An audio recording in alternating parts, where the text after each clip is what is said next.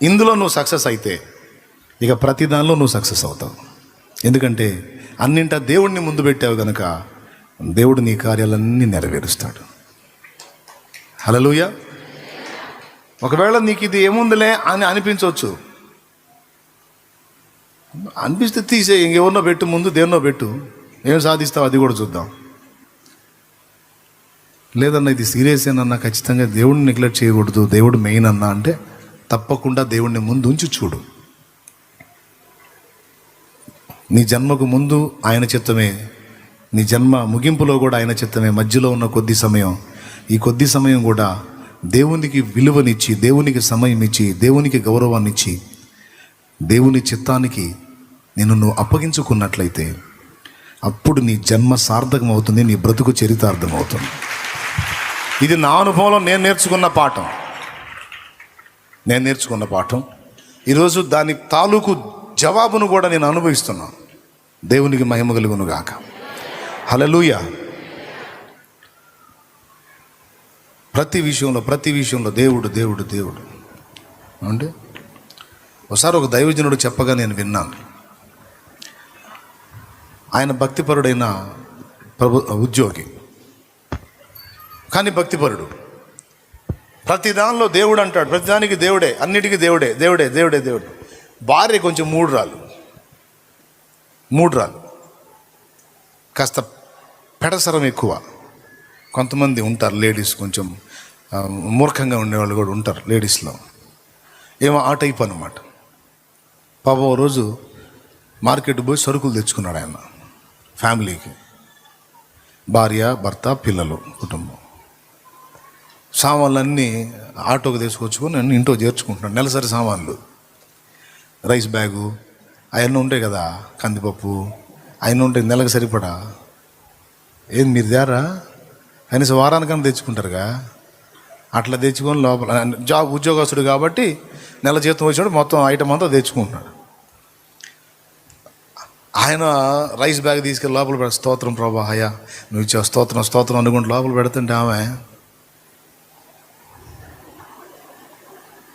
అంటే వెటకారం, ఎగతాళి, అన్నీ ఏందోలే ఆయన పిచ్చి, ఎవరు పిచ్చి వాళ్ళకి ఆనందం. పాప ఆయనే దేవుని ఎరిగినోడు. ప్రతిదీ దేవుని దయ లేకుండా దొరకదు, అంతా ఆయన కృపతోనే దొరుకుతుంది. అన్నీ లోపల చేర్చుకొని ఉప్పు ప్యాకెట్ ఉంటే అది చేత పట్టుకొని వస్తా, ప్రభా ఈ ఉప్పును పట్టు కూడా స్తోత్రం ఆయన అనుకుంటూ లోపల. ఉప్పు కూడా ₹2 పెడితే దొరికింది ఉప్పు కూడా అని బయటపడి అననే అంది. ఎగతాళికి మాట్లాడదు, ఉప్పు కూడా స్తోత్రమా అందంట.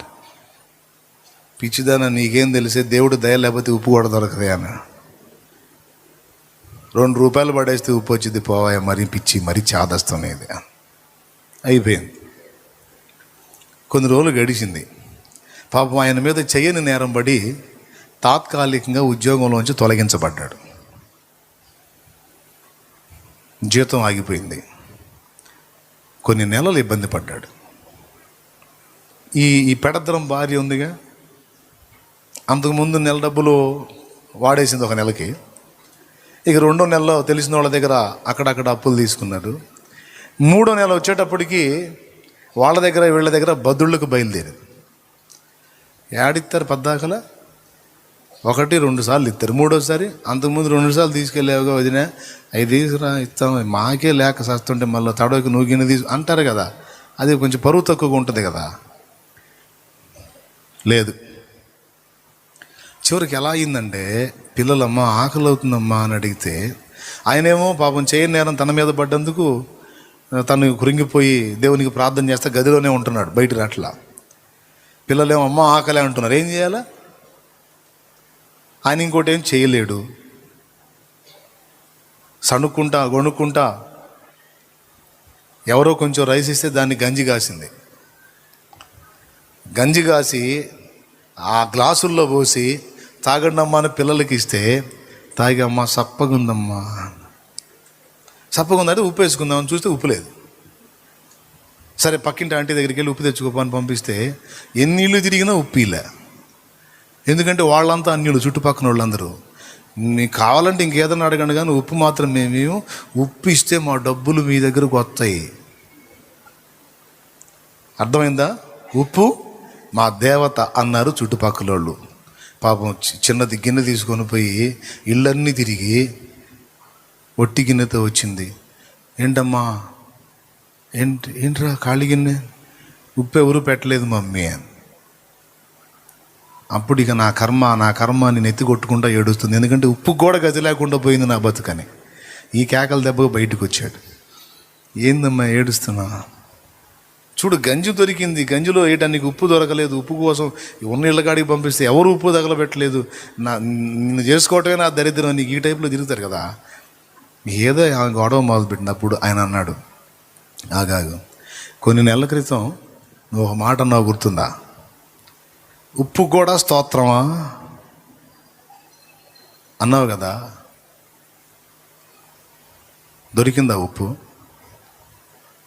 దేవుని దయ లేకపోతే ఏది పొందలేమే పిచ్చిదానా. దేవుని ఎరగని నాస్తికుడు, బుద్ధిహీనుడు ఏదో మాట్లాడతారు. మనం దేవుణ్ణి ఎరిగిన వాళ్ళం, దేవుని యందు భయభక్తులు నిలిపిన వాడిని నేను. ఆయన కృప లేకపోతే, ఆయన దయ లేకపోతే మన కంచంలోకి అన్నం రాదు. ఒకవేళ పంచభక్ష్యాలతో అన్నం వచ్చినా ఆయన దయ లేకపోతే మనం తినలేము. అంతేకాదండి, బాగా కోట్లు సంపాదించిన కుప్పలు డబ్బులు ఉంటాయి. డబ్బులు మేయటం, ఎందుకంటే వేరే మేత మేయటానికి లేదు. ఎందుకు? ఆ మేత మేస్తే ఆ పేషెంట్, ఈ మేత మేస్తే ఈ పేషెంట్, అంత పేషెంట్ మయం అంటే రోగం మయం అన్నమాట. ఒకటే అనేక పేషెంట్లు అవుతాడు, తెలుసా మీకు? ఒకటే అనేక పేషెంట్, 4-5 రకాల జబ్బులు ఉంటే 4 రకాల పేషెంట్.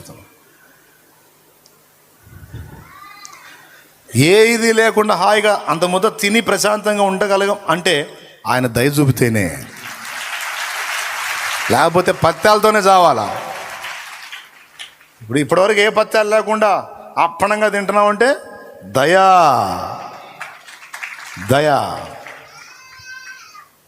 హాస్పిటల్లో పాపం జనాలను చూస్తే ముక్కుల్లో పైపులు, చెవుల్లో పైపులు, నోట్లో పైపులు, గందరగోళం. అదేవి లేకుండా హ్యాపీగా తిరుగుతున్నామంటే దయా.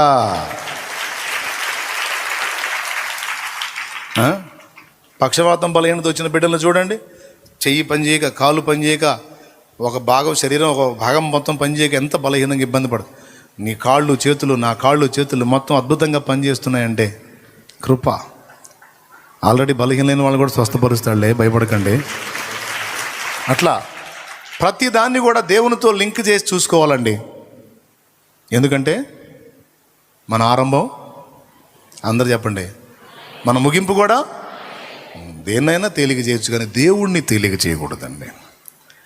దేవుణ్ణి తృణీకరించకూడదండి. దేవుణ్ణి తక్కువ చేయకూడదండి. దేవునికి చివరి స్థానం ఇవ్వకూడదండి. దేవునికి మొదటి స్థానం ఇవ్వాలి. ఇది భక్తుల లక్షణం.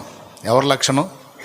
బైబిల్ మొత్తం చూసుకోండి మీరు, వాళ్ళు ఆయనకే ముందు స్థానం ఇస్తారు. అందుకే వాళ్ళు తరతరాల, వేల సంవత్సరాల చరిత్ర పుటల్లో అలా నిలిచి మన కోసం వెలుగుతూ ఉన్నారు. కాబట్టి ప్రియమైన దేవుని బిడ్డలారా, మన ప్రారంభాల్లో దేవుడు ఉండాలి. మన కుటుంబాల్లో ప్రతి ఇద్దరి మధ్యలో దేవుడే ఉండాలి. పిల్లలు, మన అందరి మధ్యలో దేవుడు ఉండాలి. Praise the Lord. మన ముగింపులో కూడా దేవుడే ఉండాలి. భార్యాభర్తలు ఇద్దరు పెళ్లి చేసుకుంటూ బలిపీఠ మీద కూర్చొని కనపడతారు, ఒకరు చూసుకుంటా. శాలెమ్మన్న వచ్చాడు, పాట పాడతాడు, ఇప్పుడు వాక్యం చెబుతాడు. నేను డైరెక్ట్గా ఒక ముఖ చెబుతాను. బైబిల్ తీసుకెళ్ళి వాళ్ళిద్దరి మధ్య పెట్టి, దేవుడు వీరి మధ్య ఉంటే వీరి బ్రతుకు ఆశీర్వాదకరంగా ఉంటుంది. హల్లెలూయా. ఆయన వీరి మధ్య లేకపోతే వీళ్ళు ఎంత అన్యోన్య ప్రేమ గలవారైనా ఖచ్చితంగా ఒకనాటికి ఇబ్బంది పాలవుతారు. ఎవరు ఏ ఇద్దరి మధ్య దేవుణ్ణి కలిగి ఉంటారో వాళ్ళు దీవెనకరంగా ఉంటారు. కానీ ఏం చేద్దాం, కొన్ని కుటుంబాల్లో భర్త భక్తుడై ఉంటాడు, భార్య భక్తిహీనురాలై ఉంటుంది. కొన్ని కుటుంబాల్లో భార్య భక్తురాలు ఉంటుంది, భర్త భక్తిహీనుడై ఉంటాడు. అయినప్పటికీ ఒకరున్నా సరే ఒకరు వదిలిపెట్టకూడదు దేవుణ్ణి. ఒకరు దేవుణ్ణి బట్టి నడిచినా, ఒకరు దేవుణ్ణి బట్టి నడవకపోయినా తెలిసిన వాళ్ళైనా దేవుని బట్టి నడవటానికి పోరాడాలి. ఇద్దరిద్దరే అనుకో ఇల్లు ఒక దారి అయింది.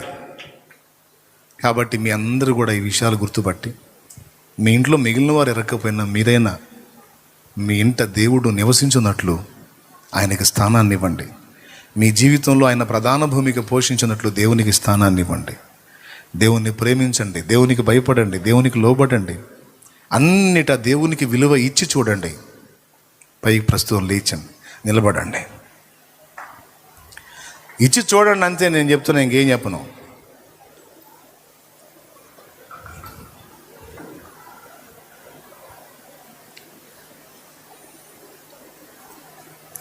దేవుడే నీ ప్రారంభమైతే, దేవుడే నీ కుటుంబం మధ్యలో నివసిస్తే, దేవుడే నీ ముగింపు అయితే, ఇక నిన్ను మించిన దీవించబడిన వాడు ఇంకొకడు లేడు. నిన్ను మించిన ఆశీర్వదించబడిన స్త్రీ ఇంకొక ఆమె ఉండదు. పైకి లేచి నిలబడదాం, అందరం కళ్ళు మూసి దేవుణ్ణి వేడుకుందాం. ఈరోజు నేను సిగ్గుపడుతున్నాను దేవా, కొన్ని విషయాలు నిన్ను అశ్రద్ధ చేశాను. ఈరోజు నేను సిగ్గుపడుతున్నాను దేవా, కొన్ని విషయాలు నేను నిర్లక్ష్యం చేశాను. మనుషులకు భయపడి దేవుణ్ణి పక్కన పెట్టే వాళ్ళు ఉన్నారండి. అధికారులకు భయపడి దేవుణ్ణి పక్కన పెట్టే వాళ్ళు ఉన్నారు. ధనం కోసం వ్యామోహంతో దేవుణ్ణి పక్కన పెట్టే వాళ్ళు ఉన్నారు. ఒక అన్యుడు కానీ తను ప్రేమించిన వాడి కోసం దేవుణ్ణి వదిలేసినటువంటి ఆడపిల్లలు ఉన్నారు. ఒక అన్యురాలు ఇతడు దేవుణ్ణి నమ్ముకున్నవాడు, ఆమె కోసం దేవుణ్ణి వదిలిపెట్టి అందులో కలిసిపోయినోడు ఉన్నాడు. ఒక్కసారి మనసు పెట్టి ఆలోచించండి, నిన్నెవరు వెళ్తున్నారు? ఎవరు నీకు ప్రధానమై ఉన్నారు నీ జీవితంలో? దేవుడేనా? అట్లయితే నీ జన్మ ధన్యం. కొంతమంది మనుషుల్ని పెట్టుకున్నారు, వాళ్ళు మొదటిగా డబ్బును పెట్టుకున్నారు, బంధువుల్ని పెట్టుకున్నారు, వారి పనిని దేవుడిగా పెట్టుకున్న వాళ్ళు ఉన్నారు. వారికి పనే దేవుడు, ఎప్పుడు ఇక దానికే ఫస్ట్ స్థానం. ప్లీజ్ ఆలోచించండి, దయచేసి సరి చేసుకోండి. ఇప్పటిదాకా మీ సొంత పెత్తనాలు నడిచింది, ఇక నుంచి దేవుడి పెత్తనమే మీలో. ఇక దేవుడే మీ నాయకుడు, ఆయన ముందు నువ్వు వెనక, ఇక ఆయనతో నడక. స్తోత్రం. దేవుడు ముందు, నువ్వు వెనక, ఇక యేసయ్యతోనే నీ నడక. అందరికంటే అన్నిటికంటే ఆయనే ప్రధానం, అన్నింట ఆయనకే ప్రథమ స్థానం.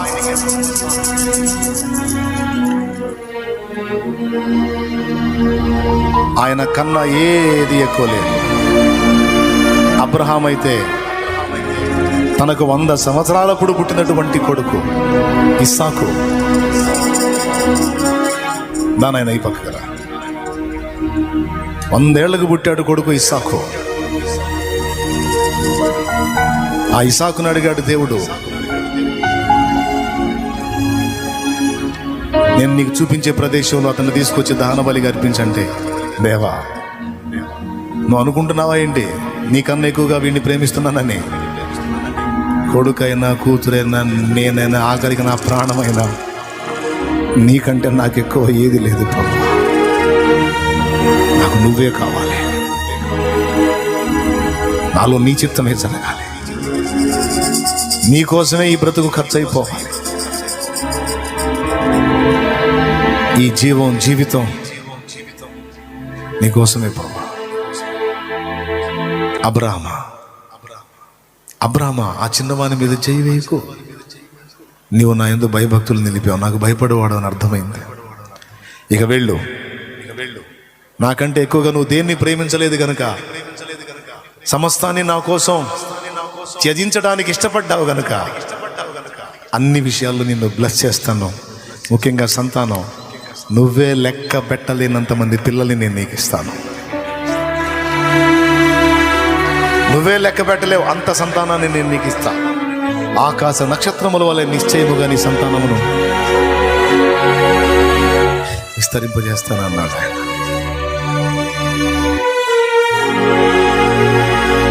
ఈరోజు ఒక్కసారి ఆలోచించి అందరూ సరి చేసుకోండి. ఆయన చేతుల్లో పెడితే మన బ్రతుకుల్ని దిద్దుకుందాం.